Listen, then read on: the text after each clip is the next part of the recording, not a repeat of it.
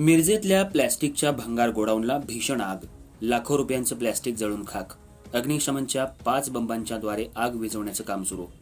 Miraj MIDC हद्दीत Aman plastic या प्लॅस्टिकच्या भंगार गोडाऊनला आज भीषण आग लागली. आग भयंकर मोठी असल्यामुळे या गोडाऊनमधील लाखो रुपयांचं प्लॅस्टिक जळून खाक झालं. अग्निशमन विभागाच्या 5 ते 6 बंबांच्या सहाय्यानं आग विझवण्यात यश आले. आग मोठी असल्यामुळे आगीचे आणि धुराचे लोट मोठ्या प्रमाणात पसरले होते. दरम्यान आग बघण्यासाठी नागरिकांनी या परिसरात मोठी गर्दी केली होती.